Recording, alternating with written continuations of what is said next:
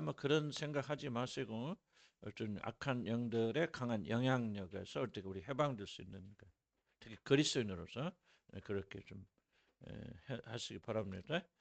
첫째는 우리 귀신 들림의 가능성을 받아들여야 된다. 지난번 했나 이거요? 안 했습니까? 해방되려면 원인을 이해하는 게 제일 좋아요. 원인이 가장 큰 원인이 뭐라고 했죠? 우리가 귀신 들리는 귀신의 영향력에 빠지는 큰 원인이 수동성, 생각의 수동성.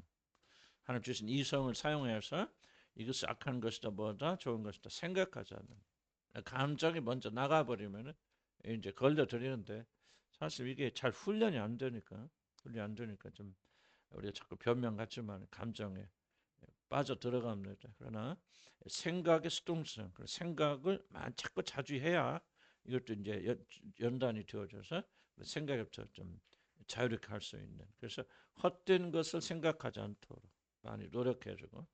그래서 존 오웬이 책을 다시 한번 이제 점검하려고 그러는데 뭡니까 어떤 그런 생각의 전쟁에서 우리가 이겨나가는 생각을 항상 하나님께 고정하고 그렇게 이제 하다 보면 이제 어떤 순간에 이렇게 되는데 그럼 이게 느슨해진 틈을 타면 꼭 사단이 공격해준 틈이 있죠.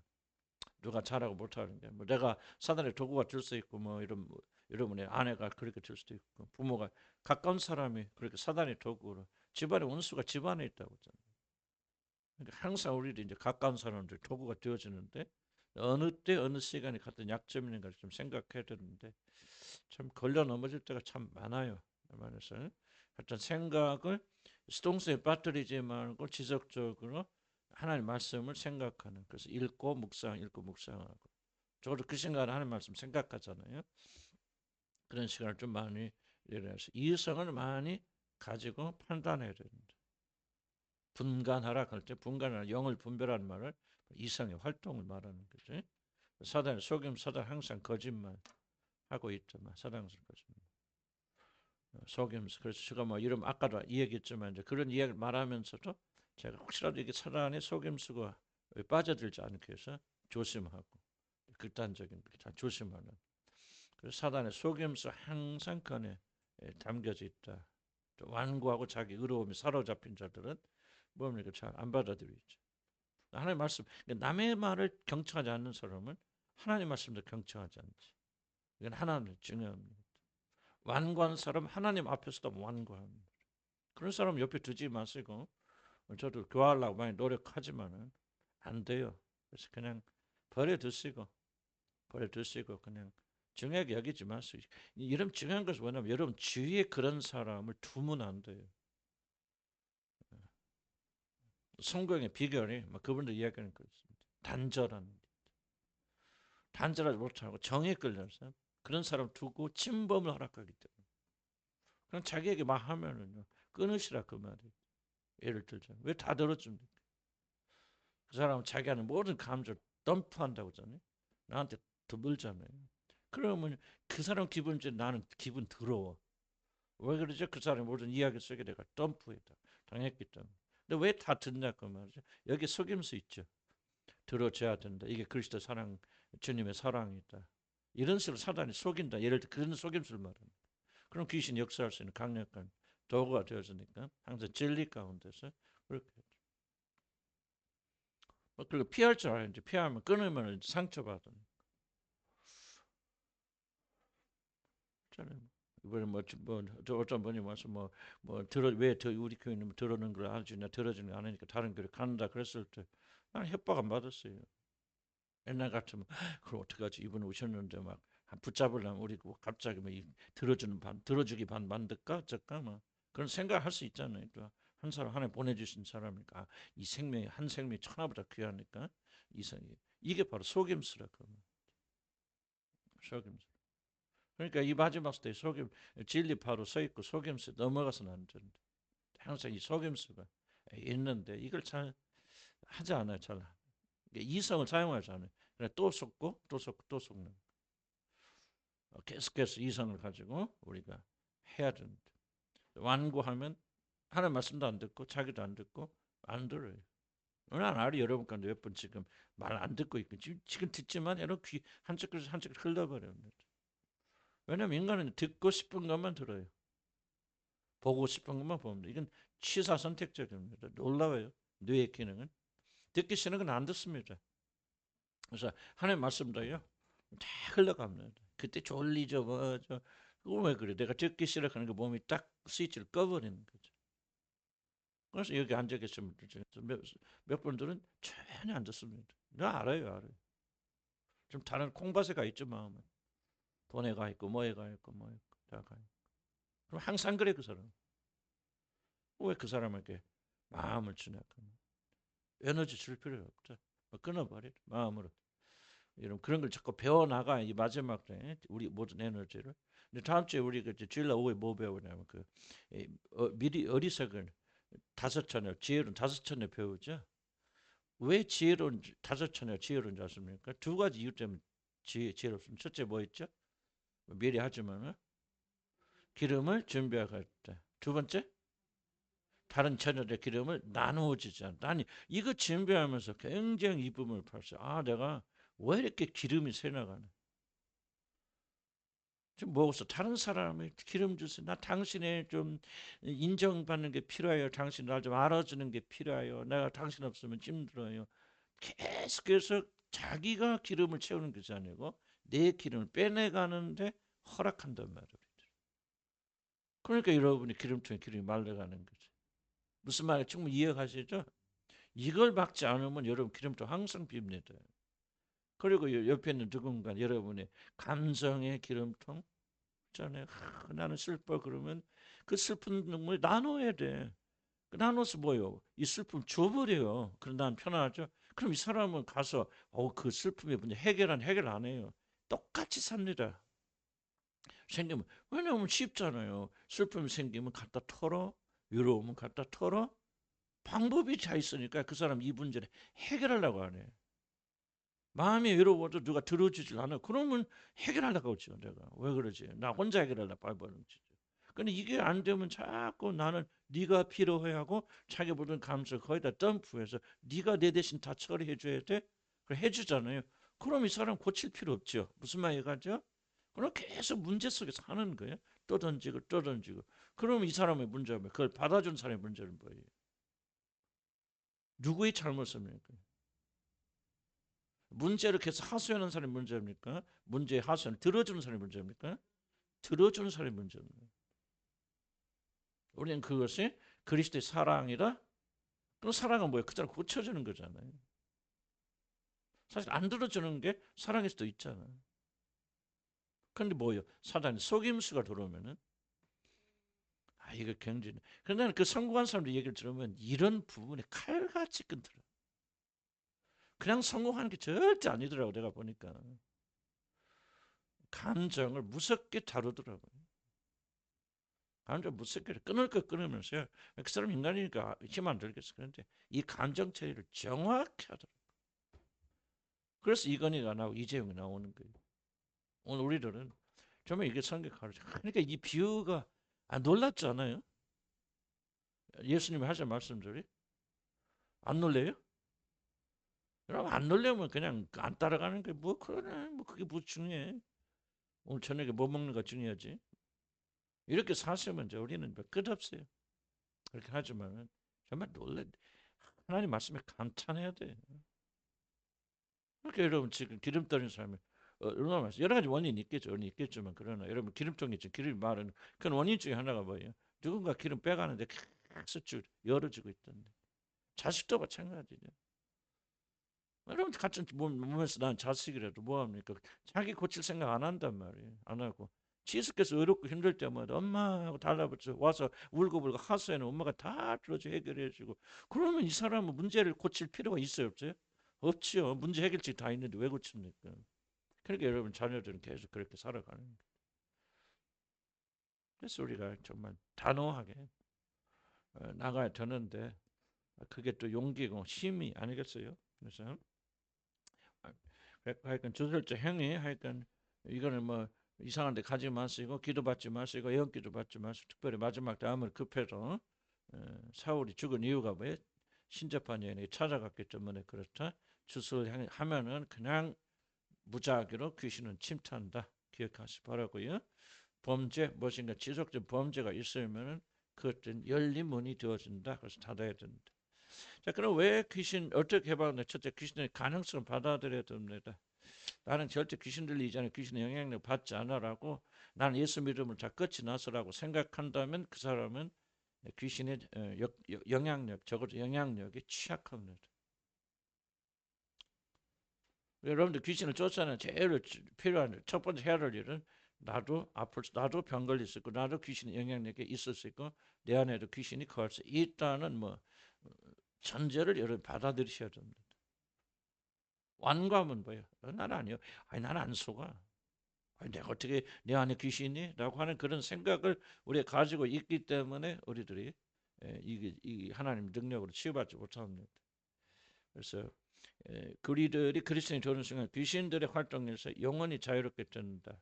난 정확히 모르겠어요. 다만 귀신들이 여러분 안에서 어떻게 보니까 가룟 유다 안에 사단이 들어가서 그렇게 들어와서 장악할 수 있는지 없는지 그리스도인 그런 부분에 논란이 있을 수 있겠지만 적어도 나는 예수 그리스도 하나님 자녀가 됐기 때문에 악한 영들이 전혀 내 안에서는 내게 영향을 줄 수 없다라고 믿는 것은 그것은 성경적인 것이 아니다. 이런 사실을 기억하시오. 베드로 보세요. 베드로에게 예수님 뭐라고 합니까? 베드로 거듭났죠? 성령 받았죠? 그리고 예수님을 주라고 성령이 아니면 예수를 주라 하실 수 없는. 그럼 정확히 예수가 누군지 알았잖아요. 그럼에도 불구하고 그가 예수님을 향해서 십자가를 지지 말라 그랬을 때 예수님 뭐라고 이 사단아 저리 물러가라. 적어도 그 순간만큼 사단이 뭐 베드로 속에 들어갔든지 또는 뭐 옆에 일했든지 강력하게 베드로 영향을 줬다는 것을 우리가 부인할 수 없잖아요. 그러니까 성령 충만한 그런 베드로도 그런 영향력이 있다면은 우리가 그리스도인들이 되었다고 해서 우리는 전혀 악한 영들로부터 아무런 영향을 받지 않는다고 생각하는 것은 정말 어리석은 것이고 완고한 생각. 그래서 여러분 스스로가 여러분 악한 영의 출입에 대해서 영에 대해서 또는 맨날 있었지만 나가지 않은 것에 대해서 우리들이 간과한다면은 그건 백전백패다. 그 생각. 겸손한 사람은 그럴 가능성이 교리적으로는 아니라 할 수도 있겠지만 그런 겸손하게 그렇게 해야 된다.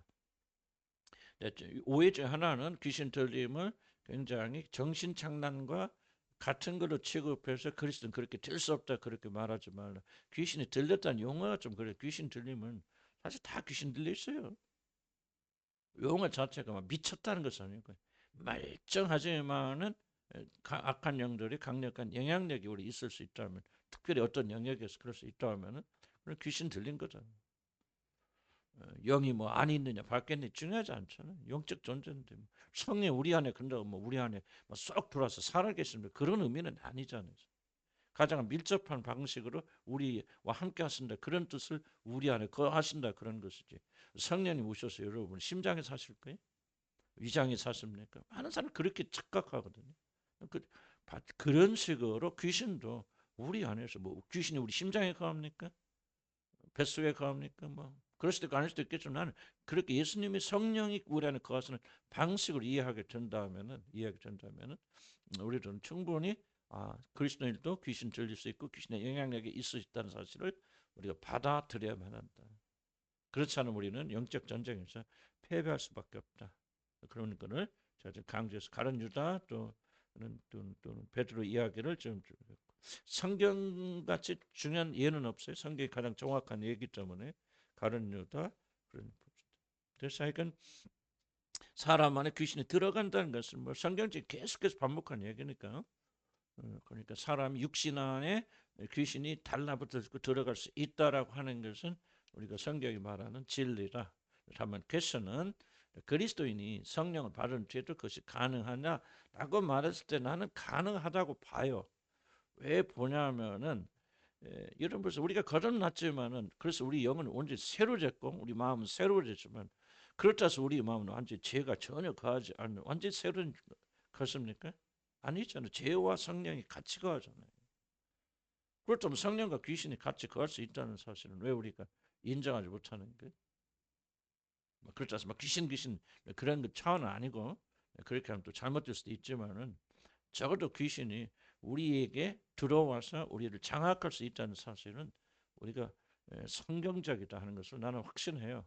그래서 다만 막 귀신 들려내 뭐냐 그런 차원을 우리가 매달리지 마시고 그렇게 강력한 영향을 줄 수 있다는 사실을 저와 여러분이 겸허하게 받아들여야 됩니다. 아멘. 욕하지. 자, 그럼 봅시다. 두 번째 보면은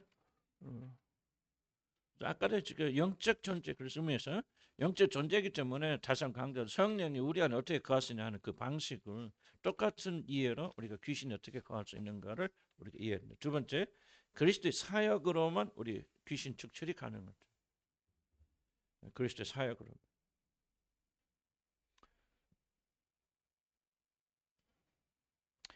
귀신 들림은 정신병이 아닙니다. 그렇기 때문에 귀신 들림은 세상의 그 어떤 방식으로도 귀신 들리면 해방이 안 됩니다. 병원 치료하거나 약을 먹거나 어떤 형태로도 귀신 들림은 세상의 것으로 해방시킬 수 없다 하는 거 기억할 수 있거든요. 그래서 의사가 할 수 없다. 그래서 귀신 들림에 있어서 세상이 줄 수 있는 도움 해결자는 하나도 존재하지 않는다 하는 걸 왠지 전제로 깔아야 됩니다. 그죠? 귀신 들림 원인 중에 하나 정신병일 수도 있죠. 정신적으로는 심리적인 취약함이 귀신 들림의 원인이 될 수 있어요. 그러나 그렇다고 해서 그 사람이 정신적인 것을 치유하여 줌으로 귀신을 쫓아낼 수 없습니다. 귀신은 전혀 다른 세계고 전혀 다른 차원이죠. 그래서 오직 하나님만이 다룰 수 있는 영역입니다. 우리는 성경을 통해서 그리스도 중심 사역이 바로 귀신을 쫓아내는 일이었다는 거예요. 요한일서 3장 8절 한번 찾아볼까요? 요한일서 3장 8절 예수 그리스도 오신 목적이 뭔지.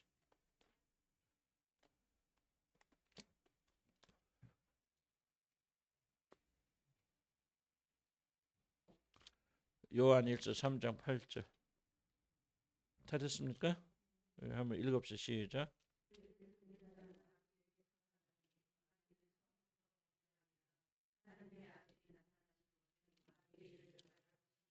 물론 이게 죄에 관련된 부분이에요. 그러나 좀 총체적으로 본다면 하나님의 아들이 나타나신 것은 마귀의 일, 즉 마귀를 없애하시고 마귀의 일을 없애하려고 이 세상에 오셨다. 그래서 예수 그리스도 오심과 마귀와의 귀신들과의 것은 첨예한. 그래서 왜 예수님께서 오셔서 가장 중심적 사역이 뭐였죠? 마가복음 사복음 종합벽 보면은 귀신 축출이 예수 그리스도의 사역의 중심점에 있습니다. 말하면 병 고쳐 가르치는 그 물론 가르쳐 다 중요하죠. 중요한데 하나 딱 사건 한다면 귀신 축출이 놀랍게도 중심 사역이 있어요. 그래서 마가복음 보면 특히 제자를 부르실 때 뭐합니까? 함께하고 귀신들 쫓아내는 권능을 주려왔습니다. 딱 두 가지 얘기예요. 가르치고 마치 귀신을 쫓아내고. 그래서 가르치는 사역. 뭐를 가르치죠? 뭘 선포하죠? 하나님의 나라가 임하였느니라. 그리고 뭐야? 귀신 쫓아내고. 이게 한 사건이에요. 예수님의 가르침은요. 전부 이거 하나님 나라 도래했대. 그 증거가 뭐예요? 귀신들 쫓겨가는. 그래서 예수님의 중심 사역을 그렇다. 그리고 중요한 사실은 예수 12 제자들 우리들에게도 그거를 굉장히 중요한 사역을 우리에게 허락하셨다. 그래서 마가복음 3장 14절 15절을 보면은 제자들 부르신 목적이 세 가지 나옵니다. 같이 있게 하시고 그다음 두 번째 전도하시고 세 번째는 귀신 내쫓는 것. 그러니까 병 고침도 어디로 보냐면 영역을 마가는 귀신 내쫓는 영역 아래에 들어갑니다. 그래서 대부분의 병들 뭐냐 귀신 들려서 병이 들렸다고 생각하고 귀신을 내쫓는 다는 아니지만 그래서 마가의 신학이 됐고 뭐가 됐든 마가의 관점에서 본다면은 예수님이 제자를 부르신 건 첫째 같이 있어서 동행하시고 그다음에 두 번째 전도하시고 전도하게 하고 세 번째 귀신 쫓아내는. 그래서 마가복음 6장 7절에 보면 12 제자를 부르사 둘씩 보내시며 더러운 귀신을 제어하는 권세를 주시고 병 고치는 권세를 주셨다고 안 했어요. 귀신들 제어하는 권세. 그래서 우리들이 귀신을 쫓아낼 수 있는 모든 권세는 그리스도께서 우리 믿는 자들에게 위임하신 바로 자신의 권세예요. 이게 귀신 쫓기의 절대적인 정대한 요소입니다. 금식해도 안 되고 기도해도 안 됩니다. 기도가 나오죠. 그 후에 얘기 있거든요. 이 귀신을 쫓아낼 수 유일한 것은 뭐냐? 예수 그리스도의 권세, 그분이 주신 권위를 우리가 받아서 그 믿음으로 귀신을 쫓아내. 그러니까 왜 귀신의 문제는 해결이 안 됩니까? 우리 힘을 하면 적어도 안 돼. 죽어도 안 돼. 노력해도 안 돼. 금식해도 안 돼. 귀신은 오직 예수 그리스도의 이름으로 나사렛 예수 이름으로 쫓아낼 수 있다. 그래서 이 귀신을 제하고 쫓아내는 능력은 뭐예요? 하나님의 아들 되시고 죽음과 부활로 지어버린 권세를 물리치죠. 왜 예수 그리스도만이 가느냐? 이게 킵니다. 죽음과 부활로. 부활하심으로 죽음의 권세. 죽음의 권세가 뭐죠? 죄의 권세가 뭐죠? 죄의 권세가 죽음이죠. 사람이 죽지 않는다 그러면 죄의 삭은 사망이죠. 근데 사람이 안 죽어. 그러면 죄가 이 사람이 있다는 게 없다는 게 없다는 얘기죠. 그럼 죄가 없으면 사단이 우리를 지배하고 다스리지 못하죠. 죄가 있기 때문에. 그래서 죽었다, 죽음으로 끝났단 말은 죄가 남아있단 말이죠. 죄가 남아있기 때문에 그 사람 하나님 것이 아니고 사단의 것이 되었다. 사단이 마음대로 죽이고 빼앗고 도둑질할 모든 권세를 그게 부여받게 되었습니다. 근데 죄의 문제를 해결하면 죄가 없어져 버리면 사단은 결코 우리를 죽이고 빼앗고 도둑질하지 못한다. 손대지 못한다. 그런 죄가 없다는 증거가 무엇이냐? 예수 그리스도가 우리 죄를 대신 짊어져 죽었다가 무엇하셨다? 부활하셨다. 부활하지 않았다면 죄가 그대로 있는 거죠. 부활하셔서 뭐를 깨뜨려? 죄의 권세를 깨뜨려 버리셨다. 그런 유일하신 분. 만약 석가모니가 우리 죄를 위해서 죽었다 다시 부활했다면 석가모니 이름으로 귀신 쫓아낼 수 있죠. 그러나 천하 만민 중에서 오직 죽으시고 부활하신 분은 예수 그리스도 한 분밖에 없기 때문에 그분의 그것을 의미하는 것은 죄의 권세를 부수셨기 때문에 그분의 이름을 의지하고 귀신 쫓아내면 더 이상 죄가 적용되지 않기 때문에 귀신들은 도망갈 수밖에 없다. 우리가 어떤 우리의 의도 우리는 죽잖아요. 죄인들이잖아요. 죄인들은 결코 사단의 권세, 귀신의 권세를 이기지 못한다. 아무리 우리가 노력하고 기도하고 철회하고 건축해도 놀라운 일을 많이 해도 물론 예수님께서 물론 귀신을 쫓아낼 때 손을 대셨다는 한 군데가 나옵니다만은 예수님께서 병자들을 고치실 때는 반드시 뭐 하셨죠? 손을 대시고 그 손을 대심으로 인해서 자기 안에 몸에 있는 그 능력, 권능이 몸 통해 나가서 들어가서 뭐 에너지가 됐고 뭐가 됐고 치유해서 건져내잖아요. 근데 귀신을 쫓아낼 때는 항상 뭘 하셨죠? 손을 대셨다는 게 한 군데가 어디 나오더라. 근데 나머지는 전부 말씀을 내가 너에게 명하는 예수 권세죠. 그럼 어떤 권세? 아직 일어나지 않았지만 그러나 앞으로 일어날 죽고 부활하심으로 죄의 본 권세를 다 깨버리신 그러한 권세로. 그래서 사단아 너는 더 이상 이 사람에게 아무런 영향을 줄 수 없어. 왜? 이 사람의 모든 죄는 내가 다 갚아졌고 내가 부활함으로 이 갚아졌 이제 더 이상 죄가 남아있지 않아. 그럼 너는 어떤 능력과 권을 가지고 있어도 이 사람 해하지 못할 거예요. 왜? 이 사람이 죄가 없으니까. 그럴 때 어떤 그 귀신들이 쫓겨나가는 거예요. 그래서 왜 제자들이 항상 예수 이름, 나사렛 예수 이름으로 내가 너에게 명하노니 그렇게 말했는데 모든 뭐예요? 권위와 권세의 근거가 어디서 나오냐? 예수 그리스도에 나온다는 거예요. 이걸 우리 철저히 이해하셔야 됩니다. 즉사가 됐건 뭐 귀신을 쫓아내 귀신과 더불어 싸울 때는 우리 어떤 권위, 어떤 노력과 어떤 공적도 결국 그렇게 할 수 없다. 사단이 두려워 귀신들이 두려운 유일한 것은 뭐냐? 죽음을 정복하신 그리스도, 죽음으로 부활하심으로 죄를 정복하신 예수 그리스도의 권세 외에는 귀신들이 두려워할 것이 아무것도 없다. 귀신들이 있죠. 때가 이르기 전에 우리를 뭐라 그랬죠? 뭐라고? 멸하러 오셨습니다. 멸하러 오셨습니다. 그렇죠. 그럼 때라는 게 뭐예요? 십자가일 때죠. 죽음과 부활의 때죠. 죽고 부활하심으로. 그럼 그들은 종땅 끝나죠. 그래서 귀신들 악한 영들은 예수 그리스도 안에 있는 자들의 권세를 이기지 못합니다. 우리가 그래서 사단에게 뭐가 필요하냐? 우리를 공격하려면 속임수가 필요해요. 속임수로 우리가 그 모든 권세를 다 내려놓고 무방비 상태가 되면 우리 공격할 수 있죠. 그러나 우리가 예수 그리스도와 함께 연합하여 있는 한은 결코 그 권세를 이기지 못합니다. 그래서 왜 사단이 귀신들이 속임수를 쓰는 걸 잘 이해하셔야 돼요. 속임수 외에는 우리가 범죄할 수 있는 방법이 없다. 그런 걸 기억하시면 좋겠고. 그래서 항상 제자들이 나사렛 예수 이름으로 귀신을 쫓아내는 이유죠. 우리 믿음이 우리 믿음의 사람들이 자신이나 다른 자를 안에 역사하면 귀신을 쫓아내려면 그를 쫓아는 실제로 권세를 부여는 그리스도 살아 관계를 가져야 돼. 이게 중요합니다. 예수 이름으로 내가 예수 이름으로 명하는 귀신을 나갈 때 다 나갑니까? 스게와의 일곱 아들들 뭡니까? 한 귀신 들린 자에게 아주 막 그냥 낭패당했죠. 다 옷까지 벗기면서 투대를 맞고 쫓겨가잖아요. 그럼 뭐가 다릅니까? 바울이 부른 예수 그리스도와 뭐가 다릅니까? 스게와의 일곱 아들들이 가진 이름이 뭐가 다릅니까? 스게와 일곱 아들들은 뭐가 없죠? 그리스도와 살아있는 관계가 없죠. 누군지 몰라. 그걸 주님으로 받아들인 거예요.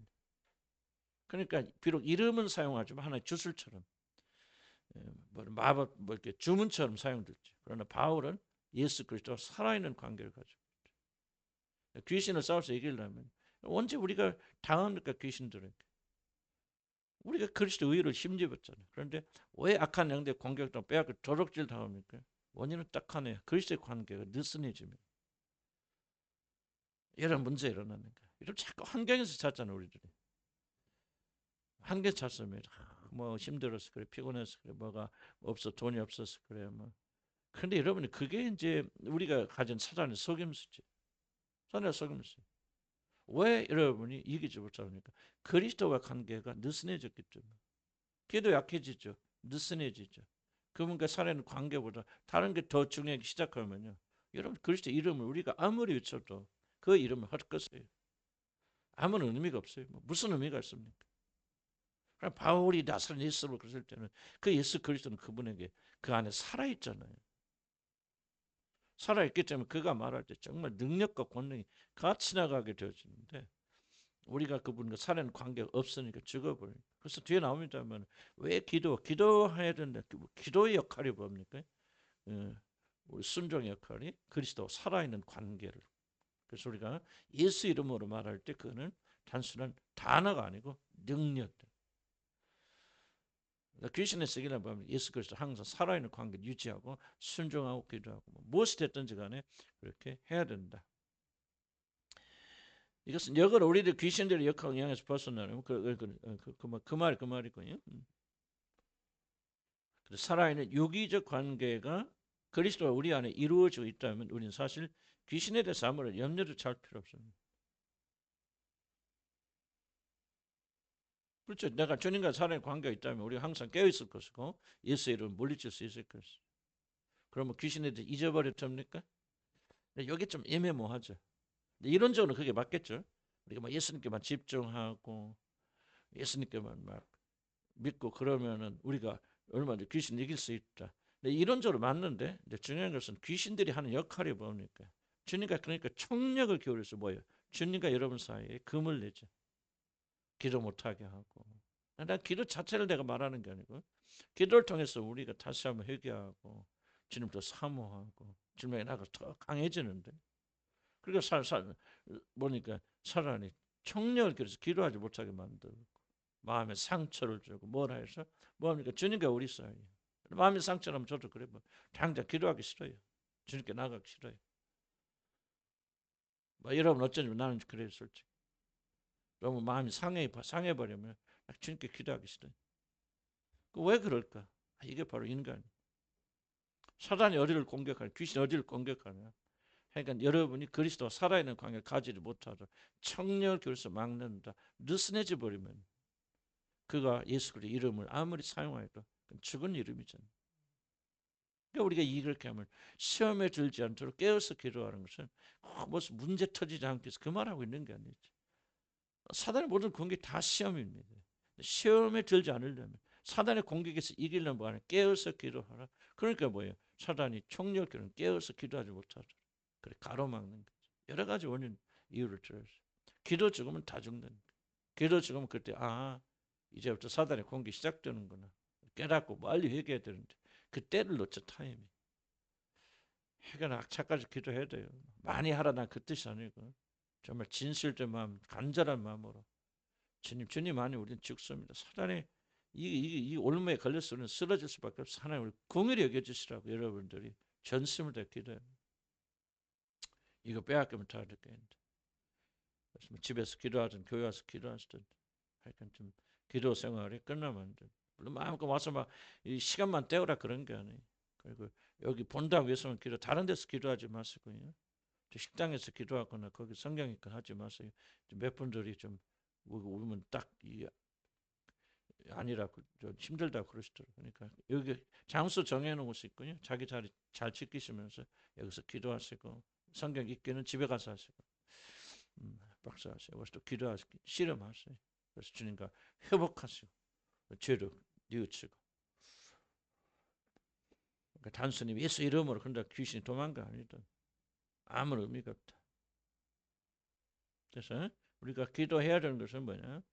살아있는 관계를 유지하고. 그래서 이 말이 안 맞아요. 그냥 살아있는 관계만 유지한다면은 귀신 같은 신경 안 써도 된다는 말이 사실은 맞는 말이지만 맞는 말이 아니에요. 귀신이 하는 주로 역할이 예수 그리스도 살아있는 관계를 가지지 못하도록 하니까 그것들을 처리하지 않고서 어떻게 살아있는 관계를 가지고. 기도밖에 없다. 기도 지금 다 죽는다. 여러분 기도 생활을 가지고만 체크해야 됩니다.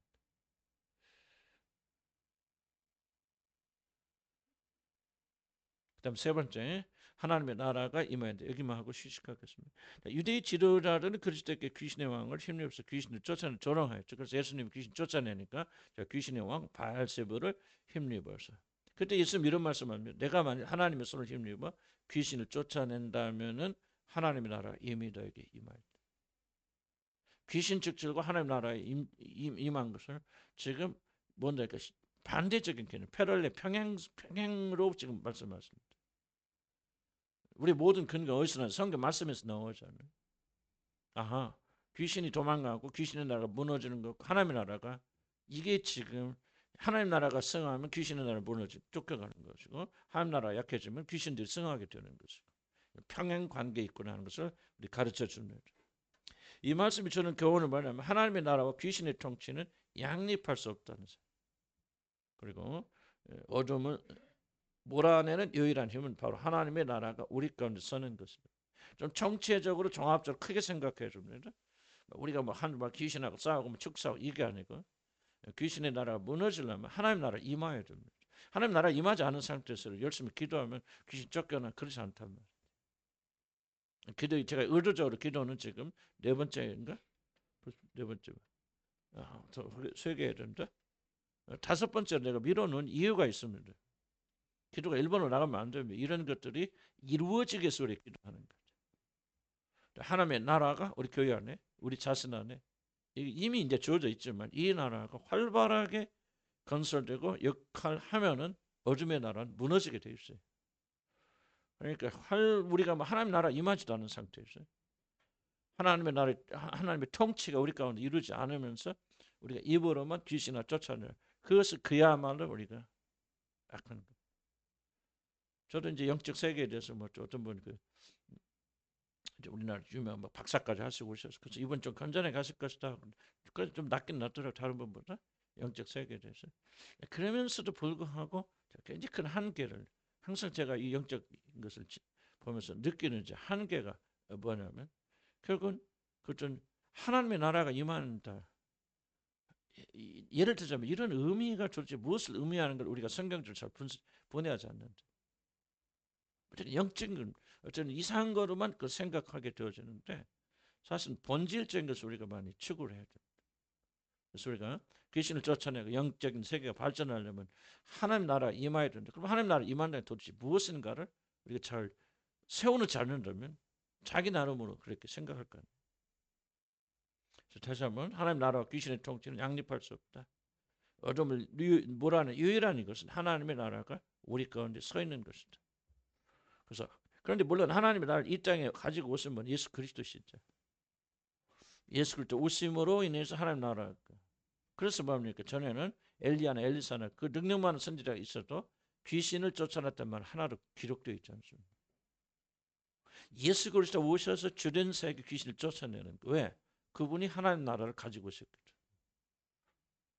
이게 하나님 나라인데 이 하나님 나라는 귀신들이 존재할 수 없죠. 존재해서는 안 되죠. 이게 하나님 나라 아니죠 이미. 그렇기 때문에 예수 그리스도 오셨고 예수도 오시면 제일 먼저 뭐부터 하셔? 귀신들 쫓아내는 것부터 하신다. 이건 하나님 나라다. 아버지의 나라다. 그럼 귀신들은, 악한 영들은 존재할 수 없다고 오시자마자 귀신들 쫓아내. 놀란 겁니다. 놀란. 그리고 그 시작을 뭐로부터 온다? 예수 그리스도로부터 온다. 하나님 나라 누가 가지고 오셨냐 이 땅에? 예수 그리스도. 자신이 이 땅에 임하실 때 그는 하나님의 나라를 자신과 함께 가지고 오신 것이다. 즉 그리스도의 오심은 하나님 나라의 도래이다. 그래서 그러니까 말씀을 듣고 있는 자를 보면 하나님 나라는 여기 있다 저기 있다 하지 말라. 하나님 나라는 이미 너희 가운데 있느니라. 왜 너희 가운데로? 내가 있어요. 예수 그리스도 와 있잖아요. 거기가 하나님 나라인 거예요. 내가 지금 여기 너희 가운데 있기 때문에 이미 하나님 나라는 너희 가운데 있다. 증거가 뭐냐? 귀신들이 쫓겨갔잖아요. 귀신들이 쫓겨갔. 상당히 어려운 신학을 좀 여러분 배우고 계십니까? 그러니까 귀신들이 활동하고 있다. 귀신들이 여러분 안에서 역사하고 있다. 뭐를 의미하고 있는 거죠? 하나님의 나라가 여러분 안에서 완전하게 지금 이루어지고 있지 않다. 하나님 나라가 지금 위기에 처해 있다. 하나님의 통치가 지금 우리 안에서 잘 이루어지고 있지 않다. 그래서 귀신들이 막 진동하고 날렵해는 거예요. 그런데 우리가 하나님 나라가 언제 이루어지면 제일 먼저 뭐야? 악한 영들이 쫓겨난다. 근데 그 일은 무엇으로 가능하냐? 앞에서 말한 예수 그리스도만이 가능하다. 왜? 예수 그리스도가 하나님 나라를 이 땅에 뭐라서 편히 가지고 있는 분이십니다. 예수와 하나님 나라는 분리할 수 없죠. 예수 그리스도 오심으로 하나님 나라는 시작되었고 하나님 나라 시작된 증거가 뭐냐? 귀신들이 쫓겨간다. 그럼 우리 안에 있는 귀신을 쫓아내면 어떻게 해야 되겠어요? 하나님의 나라를 우리 안에서 이루어 나가야죠. 그래서 우리는 계속해서 나라가 임하옵시고 라고 하는 기도를 해야 된다. 자, 주기도 보세요. 나라가 임하옵시가 먼저입니까? 우리 시험에 들게 하지 마시옵소가 여러분 먼저입니다. 나라가 임하옵시고 나라가 임하면 먼저 서 있는.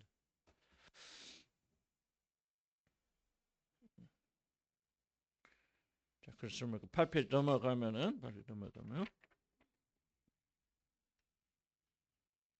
그래서 예수님 이런 말 누가복음 11장에 보면은 내가 만약 하나님의 손을 힘입어 귀신을 쫓아내는데 하나님 나라 이미 너에게 임하니 하고 앞에 설명한 대로 귀신 측처는 하나님 나라가 임하였던 신호탄.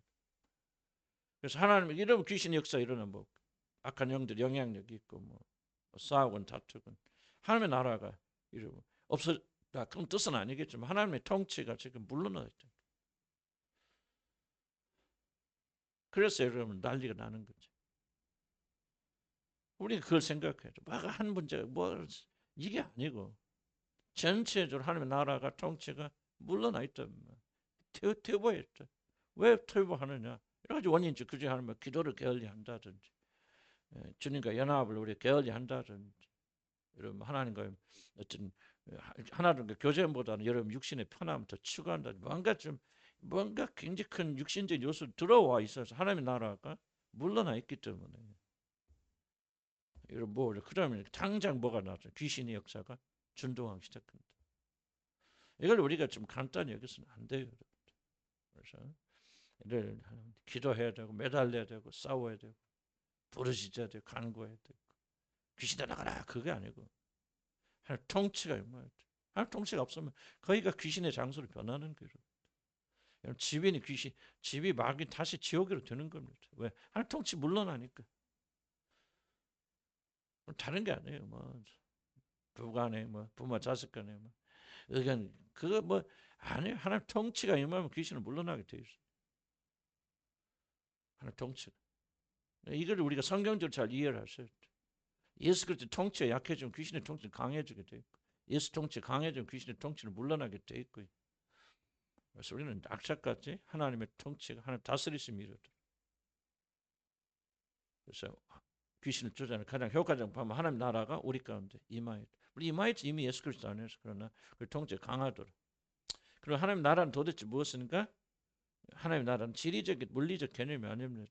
하나님 나라 그럼 우리가 뭐 천당 생각 천당과 하나님 나라는 다릅니다. 천국과 천당은 달라요. 천당은 우리가 죽어서 가는 뭐예요? 물리적 장소. 천국은 통치 개념. 하나님이 다스림이 있는 모든 것을 천국이죠. 그래서 하나님 나라는 하나님 뜻이 이루어지려는 것 모든 걸 말하죠. 하나님 통치가 100% 이루어지는 것이 바로 하나님의 왕권의 조건 없이 서는 것. 그래서 주기도에 뭐라고 나옵니까? 하나님의 뜻이 완전히 이루어진 것, 하늘에서 뜻이 이루어진 것 같이 땅에서 이루어져요. 그러니까 하늘에서 하나님 뜻이 100% 이루어졌지. 이걸 가리켜서 뭐라 하죠? 하늘이란 말이죠. 그러니까 하나님 통치, 하나님 왕권이 조건 없이 굳게 서는 것을 가리켜서 하나님 나라라고 말합니다. 하나님 뜻이 이루어지는 거, 하나님 뜻대로 순종하는 거, 하나님 원하신 대로 그렇게 나가는 거. 어떤 인간 보이는 인간관계가 아니라 그 뒤에 넘어서 우리가 하나님 원리와 하나님 말씀 얼마큼 순종하는. 그러지 못하니까 귀신들이 진동하게 돼요. 우리가 이걸 이제 받아들이지 않으면은, 그리고 매일 환경에서 이런 찾으면은 우리는 소망이 없어요. 계속 빼앗기 도둑질 당하고 이렇게 가르쳐 주는 줄 알면 그럼 어쩔 수 없죠. 우리가 선택하는 거니까요. 근데 하나님 나라가 뭐냐? 하나님의 왕권이, 하나님 뜻이 100% 이루어지는 거예요. 그래서 사실 하나님 나라는 우리 안에 있습니다. 또 여기 있다 저기 있다 못하니 하나님 나라는 너희 안에 있는지 어디 안에 하나님의 뜻에 순종하고 하나님 통치를 받아야 되는 그 안에 하나님 나라가 있습니다. 하나님 나라는 그리스도를 믿는 믿음을 통해 거듭난 우리 안에 이미 있습니다. 우리 믿음으로 하나님의 나라 이미 들어와 있다. 그렇지 않으면 근데 하나님 나라의 통치가 약해져 버려요. 그러면 하나님 왕권이 약해져 버리죠. 하나님과 관계가 더 중요하지 않습니다. 그럼 뭐야? 마귀가 역사돼 있죠. 귀신 역사돼 있어요. 그래서 이런 믿는 자들이 악한 영들의 통제에서 벗어나려면 그는 무엇보다도 하나님의 통치를 받아들이고 그분의 뜻에 적극적으로 순종해야 돼. 축사가 뭐냐? 말 이런 거죠. 마귀가 가라, 막 귀신아 떠나, 무슨 몽당 귀신아, 뭐먼 귀신아 떠나가. 그게 축사가 아니랄까 말. 뭐 그렇게 쫓아낼 수도 있죠. 그러나 적어도 사도 바울이나 베드로가 그렇게 말할 때는 그 안에 하나님 나라의 통치가 100% 임한 그 사람이 귀신아 나가라 하는 것과 우리도 귀신에 나가라 하는 것은 스게와 일곱 아들들이 쫓는 거나 우리는 뭐가 다르냐. 그러니까 뭐예요? 뻘거벗고 우리가 수치당한다. 도망 다녔죠. 그러니까 귀신아 나가라는 말이 중요한 게 아니고 대적하는 게 중요해요. 물론 말도 중요합니다. 그래서 나중에 그것도 들어가 있어요. 그러면 이 순서가 올바를 때 사는 날 통치가 임한 것을 여러분 먼저 돼야 돼. 그래야 여러분 안에 남편 안에 자식들 안에 역사는 악한 영들이 물러가게 되는 거예요. 하나님 나라를 통치를 받아들이지 않고 귀하게 여기지 않는데 어떻게 귀신들이 떠나겠습니까? 안 떠납니다. 성경 뭐라 합니까? 그 악한 귀신이 있다가 나가죠. 나갔는데 뭐야? 물 없는 걸 찾아다니다가 쉴 곳을 발견하지 못하고 다시 돌아보니 자기 집이 깨끗하게 수리되어 있는지라. 근데 뭐가 없어요? 주인이 없잖아요. 그 수리되어만 있지 그 마음을 찾는 주인이 없어요. 그러니까 뭐예요? 자기보다 더 악한 귀신 일곱을 데려와서 하니 이 사람 형편이 처음보다 나중에 더 악하더라 그랬어요. 우리가 그런 식이 아닌가 싶어요. 그런 식. 그러니까 영적인 것을 잘 이해하셔서 영적인 걸 이해하셔서 성경대로 성경 가르침대로 좌우나 우로 치우치지 않고 성경 자체가 명령 것을 우리가 잘 지켜보면서 나가야 됩니다. 하나님의 통찰을 다스림, 하나님 뜻에 순종함. 이렇게 되어지는 고대에서는 귀신의 역사는 멈출 수밖에 없고 뭐 떠나가라 그러지 않아도 떠나갈 수밖에 없다. 하나님의 나라와 귀신의 나라는 반드시 속해야 됩니다. 그래서 여러분 가정이나 교회나 어떤 것에 문제가 있거든. 귀신과 싸우지 마시고 뭐가 싸워야 됩니까? 우리는 무엇에 어떤 부분에 하나님 통치가 이루어지고 있지 않는지 싸워야 돼요. 싸우고 대적하고 하지만 이것을 순서적으로 우리가 먼저 그 부분에 깊이 관심해야 됩니다. 저도 뭐 이번에 좀 많이 좀 그런 영향을 다루면서 참 제가 하나님께 이제 회개하면서도 고쳐야 될 부분 참 인본주의 사상. 굉장히 인간이 정에 이끌려왔고 그러니까 끊지 못하고 버릴 거 버리지 못하고 사람 잘할 거 잘하지 못하고 놔뒀으니까 이게 사랑이라는 이름을 속아서 결국은 이런 일들이 일어나지 않나 그런 생각이 들어요. 단호해야 돼요. 단호하고 잘 목회자라니까 자꾸 세상 사람 통해서라도 가르쳐 주신다. 우리가 정말 정신 바짝 차려야 됩니다. 아멘. 하나님 통치가 임하여 물러가게 됩니다. 그래서 하나님이 우리 마음에 빛을 비춰 주셔야 된다. 아멘. 여기까지 하고 휴식하고 만납시다.